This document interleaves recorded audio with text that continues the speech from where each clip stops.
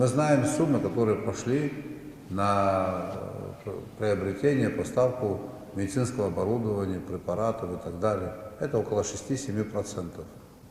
Несколько единиц техники куплено, сельскохозяйственной. Ну, пусть будет это еще там 8, ну 15%. Но вы видели школу, которая построена, или мост, или кинотеатр, или музей, или стадион. Есть существенный объект какой-то? Еще в январе 2020-го эта современная яркая аудитория Абхазского многоотраслевого колледжа выглядела совсем иначе. Изношенный пол, старые столы и стулья, не было и технического оснащения. По словам директора учебного учреждения Джумбира Мужба, Абхазский многоотраслевой колледж был основан в 1959 году. Тогда он носил название Сухумское торгово-кулинарное училище. Учебным аудиториям давно необходим был капитальный ремонт, который не проводился более 25 лет, отметил директор.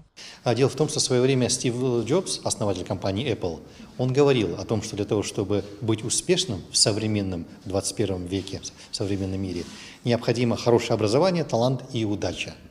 И в этом отношении, с нашей точки зрения, профтехобразование может иметь ключевое значение в развитии экономики любой страны. Но на ремонте и оснащении аудитории совместная программа ЕС ООН не остановилась. В скором времени, как отметил представитель Рафис Абазов, начнется капитальный ремонт лаборатории, которая крайне необходима Абхазскому многоотраслевому колледжу. Новая современная лаборатория позволит эффективнее осуществлять образовательный процесс, выполнять лабораторные работы и практикумы по специальным дисциплинам и проводить учебную практику. Мы хотим, чтобы студенты могли научиться работать на новом хорошем оборудовании. И для этого, как следующий шаг, мы хотим провести работу по ремонту.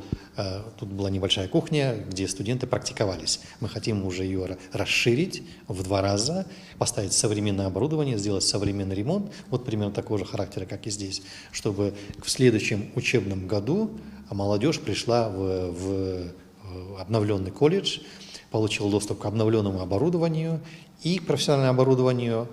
То, что мы увидим, надеюсь, через несколько месяцев в кулинарной лаборатории и к оборудованию, которое здесь есть.